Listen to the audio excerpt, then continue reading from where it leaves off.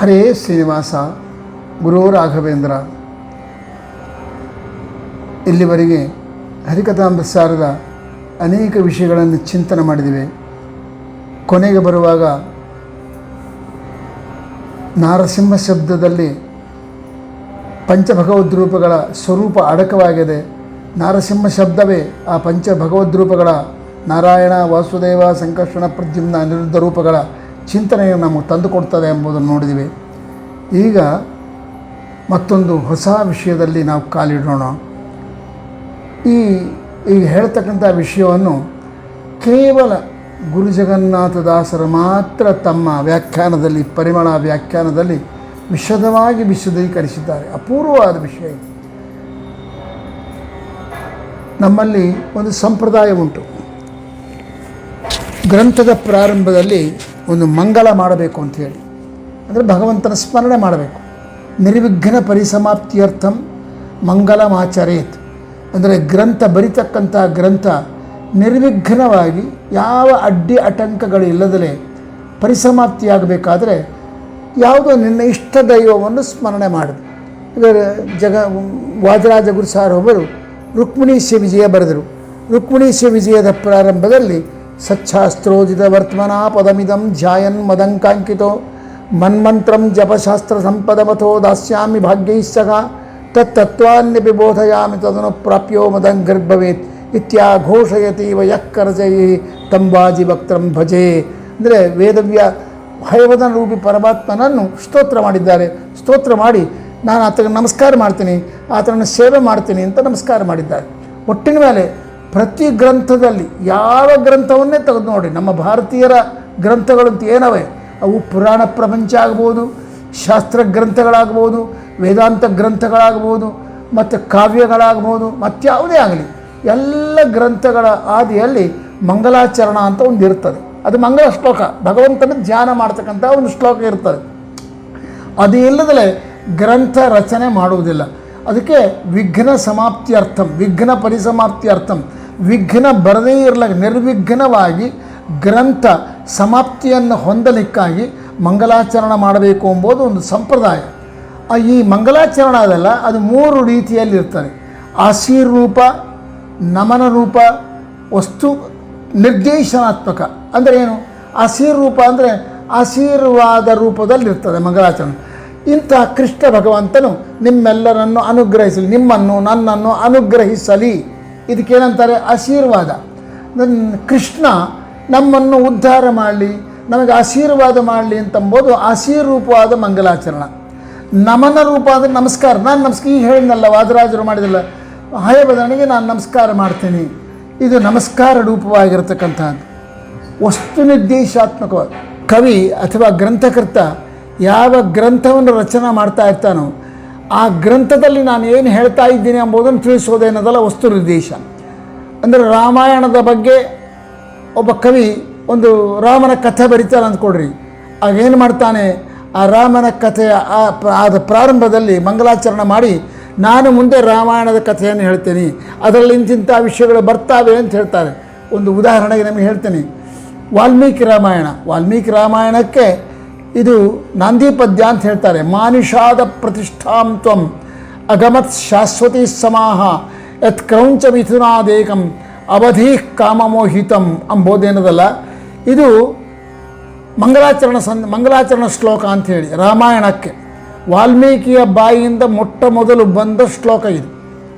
ಆನಂತರದಲ್ಲಿ ತಪಸ್ವಾಧ್ಯಾಯ ನಿರತಂ ತಪಸ್ವಿ ವಾಗ್ವಿದಾಂಬರ ನಾರದಂ ಪ್ರಪೃಚ್ಛ ವಾಲ್ಮೀಕಿರ್ ಮುನಿಪುಂಗವ ಅಂಬೋದು ನಂತರದಲ್ಲಿ ಬಂದ ಶ್ಲೋಕ. ಮೊಟ್ಟ ಮೊದಲು ರಾಮಾಯಣದ ರಚನೆ ಮಾಡಬೇಕು ಅಂತ ಸಂಕಲ್ಪ ಬಂದಾಗ, ರಾಮಾಯಣದ ಬಗ್ಗೆ ಆಲೋಚನೆ ಬಂದಾಗ ಭಗವಂತ ವಾಲ್ಮೀಕಿಯ ಬಾಯಿಯಿಂದ ನುಡಿಸಿದ ಶ್ಲೋಕ ಯಾವುದಂದರೆ ಮಾನಿಷಾದ ಪ್ರತಿಷ್ಠಾಂ ತ್ವಂ ಅಗಮತ್ ಶಾಶ್ವತಿ ಸಮಾಹ ಯತ್ ಕ್ರೌಂಚ ಮಿಥುನಾದ್ ಏಕಂ ಅವಧಿ ಕಾಮಮೋಹಿತಂ. ಇದು ನ್ಯಾಯವಾಗಿ ಮೇಲಿನ ಅರ್ಥ ಏನು ಕಾಣಿಸ್ತದೆ ಅಂದರೆ, ಒಂದು ಅಲ್ಲಿ ವಾಲ್ಮೀಕಿ ಸ್ನಾನಕ್ಕೆ ನದಿಗೆ ಹೋಗಿದ್ದ, ನದಿಯಲ್ಲಿ ಸ್ನಾನ ಮಾಡಿ ಮನೆಗೆ ಬರಬೇಕು ಎನ್ನುವಾಗ ಒಬ್ಬ ಬೇಡರವ ಗಿಡದ ಮೇಲೆ 2 ಪಕ್ಷಿಗಳು ಕೂತ್ಕೊಂಡಿದ್ದೆ, ಕ್ರೌಂಚ ಪಕ್ಷಿಗಳು ಕೂತ್ಕೊಂಡಿದ್ದವಂತೆ, ಒಂದು ಗಂಡು ಹೆಣ್ಣು. ಅದು 2 ಪ್ರೀತಿಯಿಂದ ಒಂದರನ್ನೊಂದು ರಮಿಸ್ತಾ ಇದ್ದವು. ಆಗ ಈ ಬೇಡರವನು ಏನು ಮಾಡಿದ, ಬಾಣ ಇಟ್ಟು ಗಂಡು ಪಕ್ಷಿಗೆ ಬಾಣ ಬಿಟ್ಟ, ಅದು ಸತ್ತು ಬಿದ್ದು ಬಿಡ್ತು.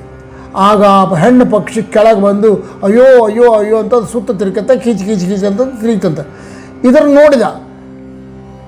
ನೋಡಿ ಅವನಿಗೆ ಶ್ಲೋಕ ಬಂದುಬಿಡ್ತು, ಮಾನಿಷಾದ ಪ್ರತಿಷ್ಠಾಂತಂ.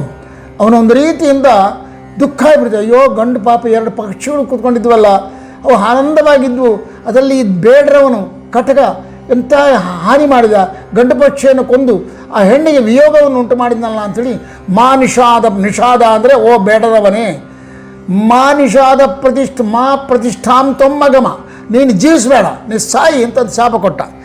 ಓ ಬೇಡರವನೇ, ನೀನು ಜೀವಿಸಬೇಡ, ಚಿರವಾಗಿ ಸಾಯಿ. ಯಾಕೆ ಗೊತ್ತಾ, ಯತ್ ಕ್ರೌಂಚ ಮಿಥುನಾದೇಕಂ ಅವಧಿ ಕಾಮ ಮೋಹಿತಂ. ಕಾಮದಿಂದ ತನ್ನ ಪತ್ನಿಯನ್ನು ಪ್ರೀತಿ ಮಾಡತಕ್ಕಂಥ 2 ಪಕ್ಷಿಗಳ ಮಧ್ಯದಲ್ಲಿ ಗಂಡು ಪಕ್ಷಿಯನ್ನು ನೀನು ಕೊಂದಿಯಾದ ಕಾರಣ ನೀನು ಸಾಯಿ ಅಂತ ಶಾಪ ಕೊಟ್ಟ. ಇದು ಮೇಲಿನ ಅರ್ಥ. ಇದು ಮಾನಿಷಾದ ಪ್ರತಿಷ್ಠಾಂತ್ವಂ ಅಗಮತ್ ಶಾಶ್ವತೀ ಸಮಾಹ ಅಂದರೆ ಚಿರಕಾಲ ಬದುಕಬೇಡ. ಯಾಕೆ, ಯತ್ ಕ್ರೌಂಚ ಮಿಥುನಾತ್ ಏಕಂ. ಕ್ರೌಂಚ ಮಿಥುನ ಅಂದರೆ 2 ಕ್ರೌಂಚ ಪಕ್ಷಿಗಳ ದ್ವಂದ್ವದಲ್ಲಿ ಗಂಡು ಹೆಣ್ಣುಗಳಲ್ಲಿ ಒಂದನ್ನು ನೀನು ಕೊಂದಿಯಾದ ಕಾರಣ ನೀನು ಸಾಯಿ ಅಂತ ಶಾಪ ಕೊಟ್ಟ. ಇದು ಮೇಲೆ ಕಾಣಿಸ್ತಕ್ಕಂಥ ಅರ್ಥ. ಆದರೆ ಇದರಲ್ಲಿ ವಾಲ್ಮೀಕಿ ಋಷಿಗೆ ತಿಳಿಯದಲೇ ರಾಮನ ಕಥೆ ಬಂದುಬಿಡಿತು. ಹೆಂಗೆ ಬಂದದ ಅಂದರೆ, ಮಾನಿಷಾದ, ಅಂದರೆ ಲಕ್ಷ್ಮಿ, ನಿಷಾದ ಅಂದರೆ ಬರೇ ನಿಷಾದ ಅಂತ ತೊಗೊಂಡ್ರೆ ಓ ಬೇಡರವನೇ. ಈ ಅಂತದಲ್ಲ, ಅಂದರೆ ನೀನು ಬದುಕಬೇಡ ಅಂತ ಅರ್ಥದಲ್ಲಿ ಬಂದಿರೋದು, ಅದನ್ನು ಸೇರಿಸ್ಬೇಕು. ನಿಷಾದ ಅಂತ ತಗೋಬೇಕು. ಅಂದರೆ ಲಕ್ಷ್ಮಿಗೆ, ನಿಷಾದ ಅಂದರೆ ಗಂಡ, ಲಕ್ಷ್ಮಿಗೆ ಗಂಡನಾಗಿರತಕ್ಕಂಥ, ಲಕ್ಷ್ಮಿ ಯಾರು, ಸಾಕ್ಷಾತ್ ಸೀತಾದೇವಿ. ಸೀತೆಗೆ ಗಂಡನಾದ ಓ ರಾಮನೇ, ತ್ವಂ ಶಾಶ್ವತೀಂ ಪ್ರತಿಷ್ಠಾಂ ಅಗಮ. ಬಿಟ್ಬಿಟ್ಟು ಈಗ ನೀನು ಶಾಶ್ವತವಾಗಿ ಚಿರಕಾಲ ಬದುಕು, ಜಯ ಅಂತಂತೀವಲ್ಲ, ಜಯ ಹೋ ಹೇಳಿದಂತೆ ಓ ರಾಮ, ಲಕ್ಷ್ಮಿಯ ಸ್ವರೂಪಿಯಾಗಿರ್ತಕ್ಕಂಥ ಸೀತೆಗೆ ಗಂಡನಾದ ಓ ರಾಮಚಂದ್ರ, ನೀನು ಚಿರಕಾಲ ಬದುಕು. ಯಾಕೆ ಹರಿಸಿದೆ ಅಂದರೆ, ಯತ್ ಕ್ರೌಂಚ ಮಿಥುನ, ಕ್ರೌಂಚ ಎಂಬುದಕ್ಕೆ ಕ್ರೌಂಚ ಪಕ್ಷಿ ಅಂತ ಒಂದು ಅರ್ಥ, ಇನ್ನೊಂದು ರಾಕ್ಷಸ ದಂಪತಿಗಳು ಅಂತ ಅರ್ಥ. ಯಾರು, ರಾವಣ ಮಂಡೋದರಿ ಅಂತಕ್ಕಂಥ ಇಬ್ಬರ ಮಧ್ಯದಲ್ಲಿ ಕಾಮಮೋಹಿತ, ಕಾಮಕ್ಕೆ ವಶನಾದ, ಸೀತೆಗೆ ಮೋಹಿತನಾದ ರಾವಣ ಎಂಬ ದುಷ್ಟ ರಾಕ್ಷಸನನ್ನು ಸಂಹಾರ ಮಾಡಿದೆಯಾದ ಕಾರಣ ನೀನು ಚಿರಕಾಲ ಬದುಕು ಅಂತ ಅರ್ಥ ಬಂದ್ಬಿಡ್ತದೆ. ಇಡೀ ರಾಮಾಯಣದ ಕಥೆಯನ್ನು ತಂದುಬಿಟ್ಟ. ಸಣ್ಣ ಅನುಷ್ಠುಪ್ ಶ್ಲೋಕ, 32 ಅಕ್ಷರಗಳಿಂದ ಕೂಡಿದ, 8 ಒಂದು ಪಾದದಲ್ಲಿ 8 ಅಕ್ಷರಗಳಿಂದ ಕೂಡಿದ, 32 ಅಕ್ಷರಗಳಿಂದ ಕೂಡಿದ ಒಂದು ಸಣ್ಣ ಚಿಕ್ಕ ಶ್ಲೋಕದಲ್ಲಿ ಇಡೀ ರಾಮಾಯಣದ ಕಥೆ ಬಂತು. ಕಾಮಮೋಹಿತ ಅಂಬೋದರಿಂದ ಏನಾಯಿತು, ಕಾಮಕ್ಕೆ ವಶನಾದ. ಇದರಿಂದ ಸೀತೆ ಅಡವಿಯಲ್ಲಿದ್ದರೆ ಆ ಸೀತೆಯನ್ನು ಧನುರ್ಭಂಗ ಮಾಡಲಿಕ್ಕೋಗಿ ಅವಮಾನಕ್ಕೆ ಒಳಗಾಗಿ ಆ ಸೀತೆಯನ್ನು ನೋಡಿ ಮೋಹಿತನಾಗಿ ಆ ಸೀತೆಯನ್ನು ಹೇಗಾದರೂ ಅಪಹಾರ ಮಾಡಿಕೊಂಬರಬೇಕು ಅಂತೇಳಿ ಮಾರೀಚನನ್ನು ಕಳಿಸಿ ಅವನ ದ್ವಾರ ಸೀತೆಯನ್ನು ರಾವಣ ಲಂಕೆಗೆ ಹೊತ್ಕೊಂಬಂದು ಅವಳನ್ನು ಪೀಡಿಸಿದ. ಅದರಿಂದ ರಾಮನಿಗೆ ಸಿಟ್ಟು ಬಂತು. ರಾಮ ಏನು ಮಾಡಿದ, ಸಮುದ್ರಕ್ಕೆ ಸೇತುಬಂಧನ ಮಾಡಿ ಹೋಗಿ ಇಡೀ ರಾವಣ ಸಮೂಹವನ್ನೇ ನಾಶ ಮಾಡಿ ಬಂದ. ಇಡೀ ರಾಮಾಯಣದ ಕಥೆಯನ್ನೆಲ್ಲ ಕೂಡ ಇದರಲ್ಲಿ ಅಂದರೆ ಕಾರ್ಯ ಕಾರಣ ಎಲ್ಲವನ್ನು ಹೇಳಿ ಅಪೂರ್ವವಾದ ಚಿಂತನೆ. ಇದಕ್ಕೇನಂತಾರೆ, ವಸ್ತು ನಿರ್ದೇಶ ಅಂತಾರೆ. ಇದು ಜಯಕಾರ ಹೇಳ್ತಕ್ಕಂಥದ್ದು ಅದ. ಇದರಲ್ಲಿ ಎರಡನೇದು ಏನದು ಅಂದರೆ ರಾಮಾಯಣದ ಕಥೆಯನ್ನೆಲ್ಲ ಸೂಚನಪ್ರಾಯವಾಗಿ ಹೇಳೋದು. ಇದಕ್ಕೆ ವಸ್ತು ನಿರ್ದೇಶ. ನಮಸ್ಕಾರ ಮಾಡ್ತಕ್ಕಂಥದ್ದು ಒಂದು, ಹಾಗೆ ಒಂದು ಕುಮಾರ ಸಂಭವ ಅಂತ ಒಂದದೆ. ಆ ಕುಮಾರ ಸಂಭವದಲ್ಲಿ ಪಾರ್ವತೀ ಜಗತಃ ಪಿತರವು ಒಂದೇ, ಪಾರ್ವತೀ ವಾಗರ್ಥಾವಿವ ಸಂಪೃಕ್ತವು ವಾಗರ್ಥ ಪ್ರತಿಪತ್ತಯೇ ಜಗತಃ ಪಿತರವು ಒಂದೇ, ಪಾರ್ವತೀ ಪರಮೇಶ್ವರ. ಇದು ಕಾಳಿದಾಸ ಬರೆದಿರ್ತಕ್ಕಂಥ ಒಂದು ಶ್ಲೋಕ. ಇದು ಕುಮಾರ ಸಂಭವ ಅಂತ ಮಹಾಕಾವ್ಯ ಬರೆಯುವಾಗ ಅದಕ್ಕೆ ಪ್ರಾರಂಭದಲ್ಲಿ ಬರ್ತಾರೆ. ವಾಗರ್ಥಾವಿವ ಸಂಪೃಕ್ತವು, ವಾಕ್ ಅಂದರೆ ಶಬ್ದ, ವಾಕ್ಯ, ಅದಕ್ಕೆ ಅರ್ಥ.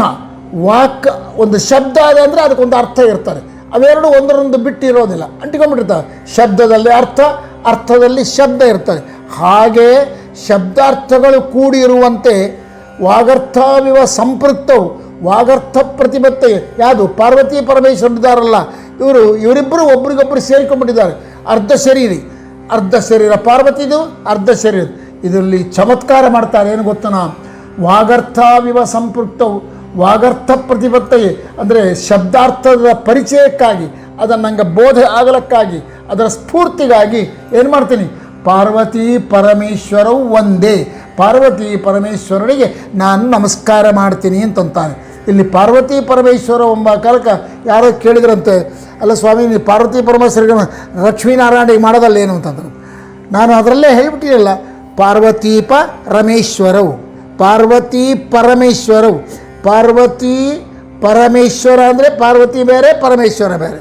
ಪಾರ್ವತೀಪ ಅಂದರೆ ಪಾರ್ವತಿಗೆ ಗಂಡನಾಗಿರ್ತಕ್ಕಂಥ ಶಿವನಿಗೂ, ರಮೇಶ್ವರವು, ರಮೆ ಅಂದರೆ ಲಕ್ಷ್ಮೀದೇವಿ, ಅವನಿಗೆ ಪತಿಯಾಗಿರ್ತಕ್ಕಂಥ ನಾರಾಯಣನಿಗೆ, ಇಬ್ಬರಿಗೆ ನಮಸ್ಕಾರ ಮಾಡ್ತೀನಿ. ಅಂದರೆ ನಾರಾಯಣನಿಗೂ ನಮಸ್ಕಾರ, ಶಿವನಿಗೂ ನಮಸ್ಕಾರ ಮಾಡಿದಂತೆ ಇಬ್ಬರಿಗೂ ಸೇರಿಸಿ ಒಂದೇ ಪದ್ಯದಲ್ಲಿ ಶ್ಲೋಕ ಮಾಡಿ. ಇದಕ್ಕೆ ಏನಂತಾರೆ ಅಂದರೆ ನಮಸ್ಕಾರ ರೂಪವಾದ ಮಂಗಲಾಚರಣ ಸಂಧಿದ್ದು. ತನ್ನ ಇಷ್ಟ ದೇವತೆ ರುದ್ರ ಮತ್ತು ಪಾರ್ವತಿ ಇವರಿಬ್ಬರಿಗೂ, ಲಕ್ಷ್ಮೀ ನಾರಾಯಣರಿಗೂ ಕಾಳಿದಾಸ ಏನು ಮಾಡಿದ್ದಾನೆ? ಒಂದೇ ಶ್ಲೋಕದಲ್ಲಿ ನಮಸ್ಕಾರ ಮಾಡಿದ್ದಾರೆ. ಇದಕ್ಕೇನಂತಾರೆ ಅಂದರೆ ನಮಸ್ಕ್ರಿಯಾ ಸ್ವರೂಪವಾದ ಮಂಗಲಾಚರಣ ಅಂತಂತಾರೆ. ಇದಕ್ಕೆ ಮುಂಚೆ ನಾವು ಹೇಳಿದ್ವಲ್ಲ, ಮಾನುಷಾದ ಪ್ರತಿಷ್ಠಾಂ ತ್ವಂ ಎಂಬುದು ಅದು ವಸ್ತು ನಿರ್ದೇಶಾತ್ಮಕವಾದ ರಾಮಾಯಣದ ಕಥೆಯನ್ನೇ ಸೂಚನಾಪ್ರಾಯವಾಗಿ ಹೇಳ್ತಕ್ಕಂಥದ್ದು. ಇದು ಹೇಳಬೇಕು ಅಂತ ನಿಯಮ. ಈ ನಿಯಮಕ್ಕನುಸಾರವಾಗಿ ಜಗನ್ನಾಥದಾಸರು ಮಾಡಿದ್ದಾರಾ? ಇಲ್ಲ.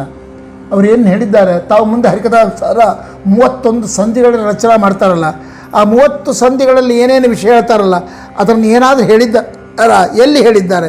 ಯಾವ ಪದ್ಯದಲ್ಲಿ ಹೇಳಿದ್ದಾರೆ ಅಂತ ಚಿಂತನೆ ಮಾಡಿದಾಗ ಅದಕ್ಕೆ ಗುರು ಜಗನ್ನಾಥದಾಸ ಬರೀತಾರೆ, ನಮ್ಮ ಗುರುಗಳು ಬರೆದಂತೆ, ನಮ್ಮ ಗುರುಗಳು ತೋರಿಸಿದಂತೆ ಹರಿಕಥಾಮೃತಸಾರದ ರಹಸ್ಯವನ್ನು ಯಾರೂ ತೋರಿಸಿಲ್ಲ ಇವತ್ತಿನ. ಅಷ್ಟು ಅದ್ಭುತವಾಗಿ ತೋರಿಸಿದ್ದಾರೆ.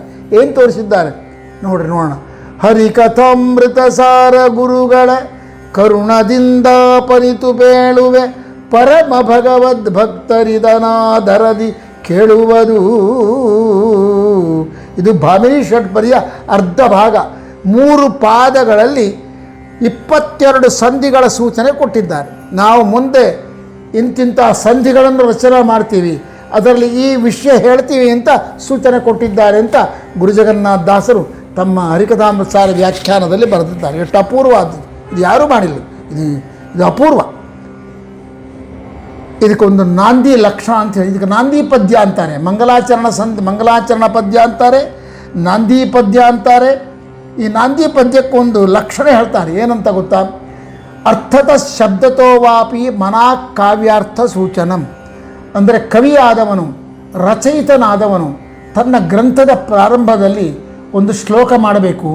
ಆ ಶ್ಲೋಕದಲ್ಲಿ ಏನಿರಬೇಕೆಂದರೆ ತನ್ನ ಇಷ್ಟದೈವದ ನಮಸ್ಕಾರವನ್ನಾದರೂ ಮಾಡ್ಬೋದು, ಇಷ್ಟದೈವದ ಆಶೀರ್ವಾದವನ್ನು ಎಲ್ಲರಿಗೂ ತೋರಿಸ್ಬೋದು, ಅದರೊಟ್ಟಿಗೆ ಕಥಾ ನಿರ್ದೇಶ ಮಾಡ್ಬೋದು. ಹೇಗೆ ಮಾಡಬೇಕು? ಅರ್ಥತಃ ಶಬ್ದತಃ. ತಾನು ಬಳಸಿದ ಶಬ್ದಗಳಿಂದಲಾಗಲು ಅರ್ಥಗಳಿಂದಲಾಗಲು ನಾನು ಇಂಥ ಕಾವ್ಯ ಮಾಡ್ತಾ ಇದ್ದೇನೆ, ಇಂಥ ವೇದಾಂತ ಗ್ರಂಥವನ್ನು ರಚನೆ ಮಾಡ್ತಾ ಇದ್ದೇನೆ, ಮುಂದೆ ಗ್ರಂಥದಲ್ಲಿ ಈ ವಿಷಯಗಳು ಬರ್ತಾವೆ ಅಂತ ಸೂಚನೆ ಮಾಡಬೇಕಂತ. ಅದೇ ಪ್ರಕಾರ ನಮ್ಮ ಮಾನ್ಯ ಮಾನವಿ ಜಗನ್ನಾಥದಾಸರು ಮೊದಲನೇ ಪದ್ಯ ನಾಂದಿ ಪದ್ಯ ಏನದಲ್ಲ, ಹರಿಕಥಾಮೃತ ಸಾರ ಗುರುಗಳ ಕರುಣದಿಂದ ಪನಿತು ಪೇಳುವೆ, ಪರಮ ಭಗವದ್ಭಕ್ತರಿದನಾದರದಿ ಕೇಳುವುದು ಎಂಬ ಒಂದು ಚಿಕ್ಕ ಪದ್ಯದಲ್ಲಿ ಇಡೀ ಹರಿಕಥಾಮೃತ ಸಾರದಲ್ಲಿ ಸುಮಾರು 32 ಸಂಧಿಗಳಿಗೆ ಸೂಚನೆ ಕೊಟ್ಟಿದ್ದಾರೆ. ನಾನು ಮುಂದೆ ಇಂಥ ಸಂಧಿ ಬರಿತೀನಿ, ನಾನು ಮುಂದೆ ಇಂಥ ಸಂಧಿ ಬರಿತೀನಿ ಅಂತ ಹೇಳ್ತಾರೆ. ಅದು ಹೇಗೆ ಅದನ್ನು ನೋಡ್ಲಿಕ್ಕೆ ಪ್ರಯತ್ನ ಮಾಡೋಣ. ಅದಕ್ಕಿಂತ ಮುಂಚೆ ಆಚಾರ್ಯ ಮಧ್ವರು ಇದನ್ನು ಮಾಡಿದ್ದಾರೆ. ಬ್ರಹ್ಮಸೂತ್ರ ಭಾಷ್ಯಕ್ಕೆ ವ್ಯಾಖ್ಯಾನ ಮಾಡ್ತಾ, ನಾರಾಯಣಂ ಗುಣೈ ಸರ್ವೈರುದೀರ್ಣಂ ದೋಷವರ್ಜಿತಂ ಜ್ಞೇಯಂ ಗಮ್ಯಂ ಗುರುಂಶ್ಚಾಪಿ ನತ್ವಾ ಸೂತ್ರಾರ್ಥ ಉಚ್ಯತೆ. ಏನಿಲ್ಲ, ಸಿಂಪಲ್ ಆಗಿ ನಾರಾಯಣನಿಗೆ ನಮಸ್ಕಾರ ಮಾಡಿ ಸೂತ್ರಾರ್ಥವನ್ನು ಬರಿತೀನಿ ಅಂತ ಅರ್ಥ. ನಾರಾಯಣಂ ನಮಸ್ಕೃತ್ಯ ಅಂದರೆ ನಾರಾಯಣನಿಗೆ ನಮಸ್ಕಾರ ಮಾಡಿ ಏನು ಮಾಡ್ತೀನಿ ನಾನು? ಸೂತ್ರಾರ್ಥ ಉಚ್ಯತೆ, ಬ್ರಹ್ಮಸೂತ್ರಗಳಿಗೆ ಅರ್ಥವನ್ನು ಬರಿತೀನಿ. ಆ ನಾರಾಯಣ ಎಂಥವನು? ಗುಣೈಹಿ ಸರ್ವೈಹಿ ಉದೀರ್ಣಂ, ಅನಂತ ಕಲ್ಯಾಣ ಗುಣಗಳಿಂದ ತುಂಬಿದವನು. ದೋಷವರ್ಜಿತಂ, ದೋಷಗಳೇ ಇಲ್ಲದೆ ಇರತಕ್ಕಂಥವನು. ಜ್ಞೇಯಂ, ತಿಳಿಯಲೇಬೇಕಾಗಿರ್ತಕ್ಕಂಥ ವಸ್ತು.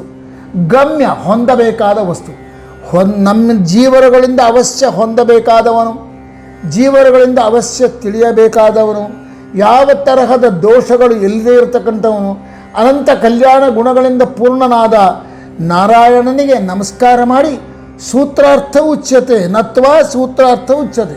ಅವನು ಗುರು ಹೌದು, ಅಂತ ಗುರುವಾಗಿರ್ತಕ್ಕಂಥ ನಾರಾಯಣನಿಗೆ ನಾನು ನಮಸ್ಕಾರ ಮಾಡಿ ಏನು ಮಾಡ್ತೀನಿ, ಬ್ರಹ್ಮಸೂತ್ರ ಭಾಷ್ಯಗಳಿಗೆ ಅರ್ಥ ಬರಿತೀನಿ ಅಂತ ಹೇಳ್ತಾರೆ. ಇದು ಶ್ಲೋಕ.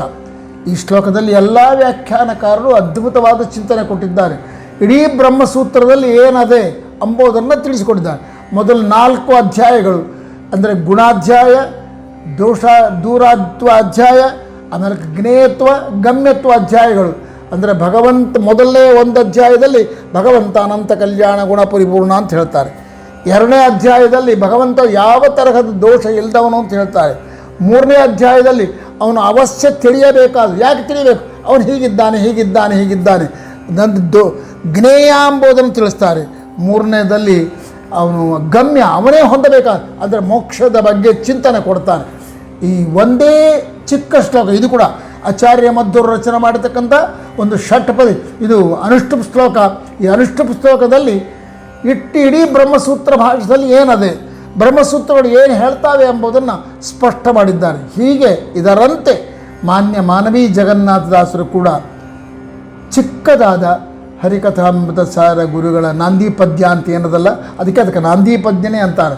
ಆ ನಾಂದಿ ಪದ್ಯದಲ್ಲಿ ಇಡೀ ಹರಿಕಥಾಮೃತ ಸಾರದಲ್ಲಿ ಬರತಕ್ಕಂಥ ವಿಷಯಗಳನ್ನು, ಅದರಲ್ಲಿ ಪ್ರಧಾನವಾಗಿ 22 ಸಂಧಿಗಳಿಗೆ ಸಂಬಂಧಪಟ್ಟ ವಿಷಯಗಳನ್ನು ಪ್ರತಿಪಾದನೆ ಮಾಡ್ತಾರೆ ಅಂತ ಹೇಳ್ತಾರೆ. ಮುಂದೆ ಇದರ ಬಗ್ಗೆ ಮತ್ತೆ ನಾಳೆ ಚಿಂತನೆ ಮಾಡೋಣ.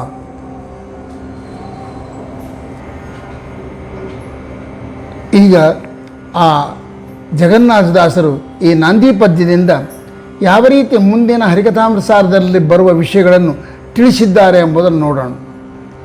ಮೊದಲನೇದಿಗೆ ಆಚಾರ್ಯ ಮಧ್ವರಿಗೆ ಅನೇಕ ಪ್ರಮೇಯಗಳನ್ನು ಹೇಳಿದ್ದಾರೆ ಆಚಾರ್ಯರು. ಅದನ್ನು ವ್ಯಾಸರಾಜರು ಸಂಕ್ಷೇಪ ರೂಪದಲ್ಲಿ ಒಂದೇ ಒಂದು ಪದ್ಯದಲ್ಲಿ ಹೇಳಿದ್ದಾರೆ. ಶ್ರೀಮನ್ಮಧ್ವಮತೆ ಆಚಾರ್ಯ ಮಧ್ವರ ಸಿದ್ಧಾಂತದಲ್ಲಿ ಪ್ರಮೇಯಗಳು ಯಾವುವು, ಪ್ರಧಾನವಾದ ಪ್ರಮೇಯಗಳು ಯಾವುವು ಅಂದರೆ ಶ್ರೀಮನ್ಮಧ್ವ ಹರಿ ಪರತರಃ ಸತ್ಯಂ ಜಗತ್ ತತ್ವತಃ ಭಿನ್ನ ಜೀವಗಣಾ ಹರೇ ಅನುಚರಾ ನೀಚೋಚ್ಚ ಭಾವಂಗತಾ ಮುಕ್ತಿ ನೈಜ ಸುಖಾನುಭೂತಿ ಅಮಲಾ ಭಕ್ತಿಶ್ಚ ತತ್ಸಾಧನಂ ಹಕ್ಷಾದಿತ್ರತಯಂ ಪ್ರಮಾಣಂ ಅಖಿಲಾಂನಾಯೈಕ ವೇದ್ಯೋ ಹರಿ. ಈ 9 ನವರತ್ನಗಳು ಅಂತಾರೆ.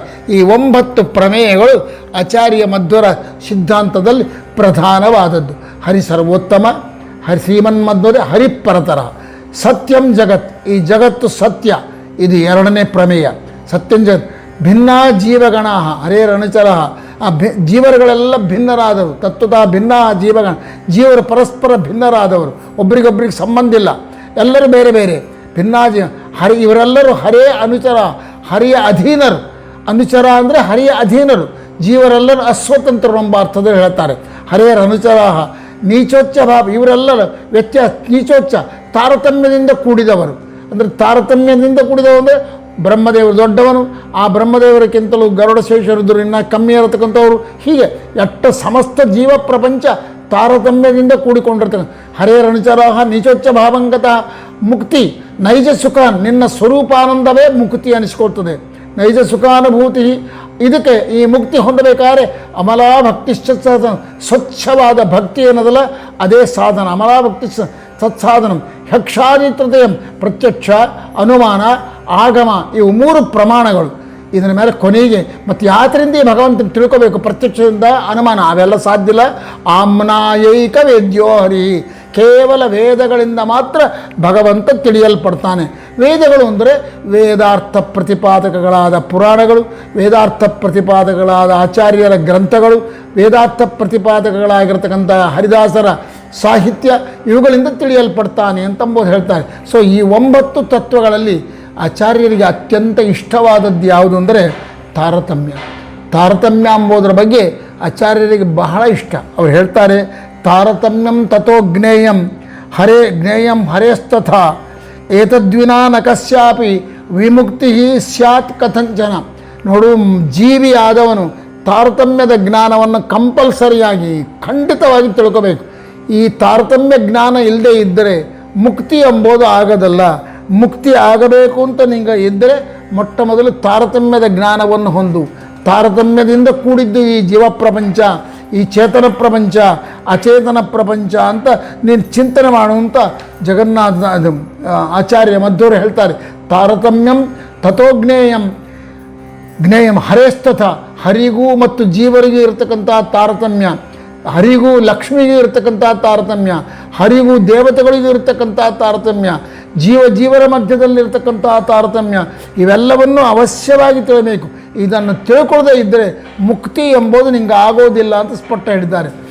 ಇದನ್ನು ಆಧಾರವಾಗಿಟ್ಕೊಂಡು ಮಾನ್ಯ ಮಾನವೀ ಜಗನ್ನಾಥದಾಸರು ತಾರತಮ್ಯದ ಬಗ್ಗೆ ಬಹಳ ಒತ್ತು ಕೊಟ್ಟು ಒಟ್ಟು 9 ಸಂಧಿಗಳನ್ನು ರಚನೆ ಮಾಡಿದ್ದಾರೆ. ಅದೇನು ಅದರ ಬಗ್ಗೆ ನಾಳೆ ಚಿಂತನೆ ಮಾಡೋಣ ಅಂತ ಹೇಳ್ತಾ ಇಲ್ಲಿಗೆ ಸಮಾಪ್ತಿ ಮಾಡೋಣ. ಹರೇ ಶ್ರೀನಿವಾಸ.